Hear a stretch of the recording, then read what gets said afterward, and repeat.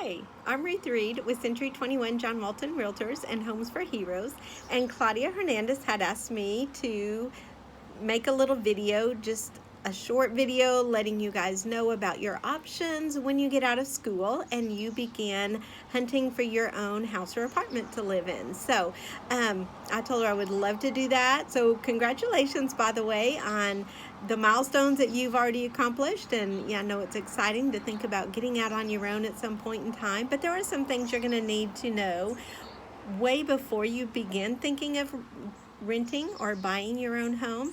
So I'm going to talk about those two things first. One is your credit score and the other is savings. So the first thing is your credit score.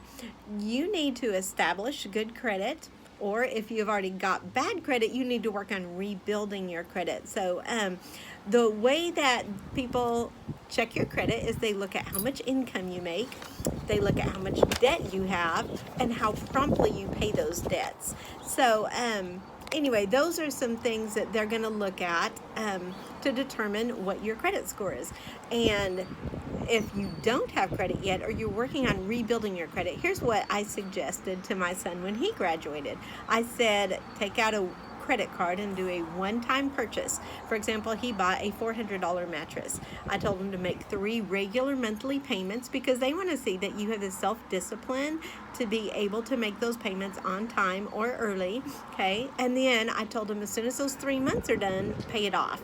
And so it ended up with a 0 balance at the end, and that's what they like to see. They like to see low or 0 balances on your credit accounts, okay? Another way you could possibly do it is get another credit card and, for example, just use it. Okay, this is just for gas. Every time I gas up, I'm using my credit card. Some people like that because it builds points, and so that's a good way to do it.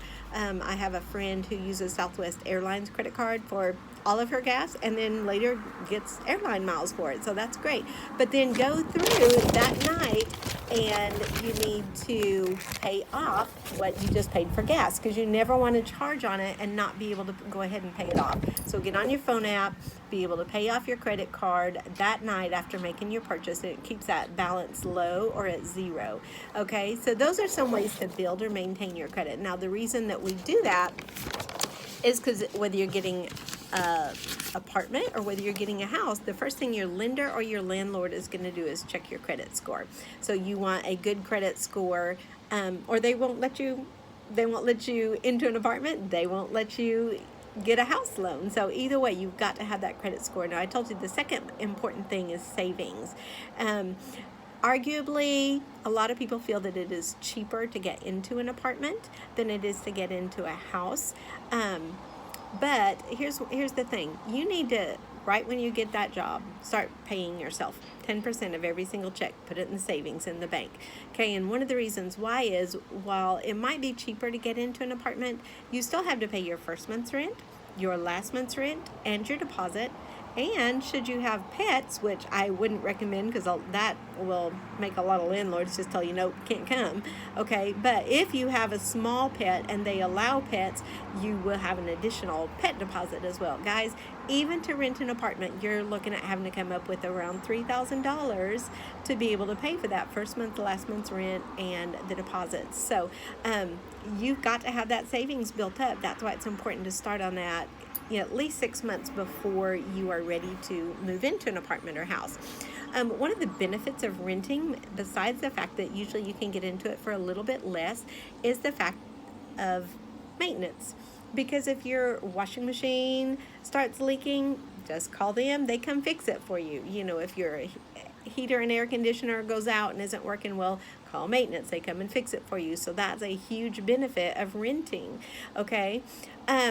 The thing about buying, a lot of people feel like it costs a lot more because you've got to come up with a down payment, come up with your closing cost.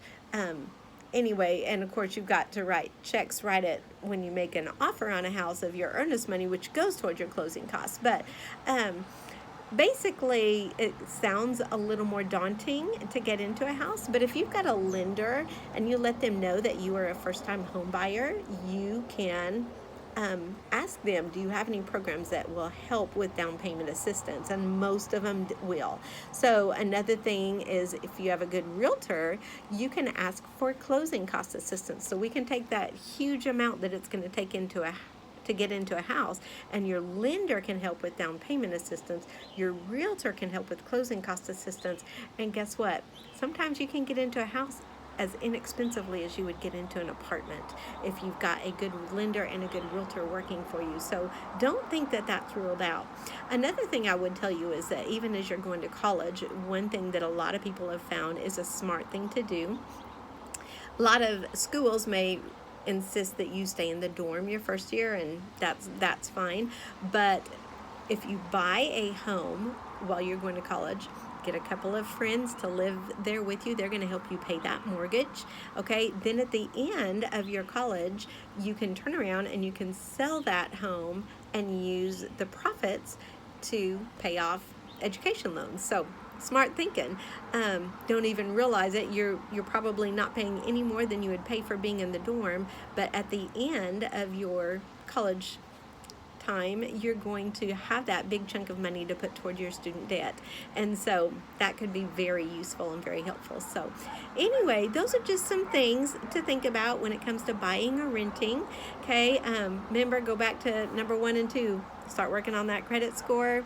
Start building your savings. Okay, those are the first things that, whether you're renting or buying, they're going to look at. So anyway, I hope that was helpful for you guys. Good luck in the future wherever you decide you're wanting to go. If you guys are interested in buying a house here in Lubbock, look me up. I would love to help you. I help a lot of first-time homeowners, and we've been able to get them in for a surprising amount that they're so excited that, anyway, I had a 21-year-old the other day goes, I never thought I would be owning a house on my own, at this age. And so it's totally possible. So anyway, good luck, you guys, and I hope this was helpful. Talk to you later. Bye.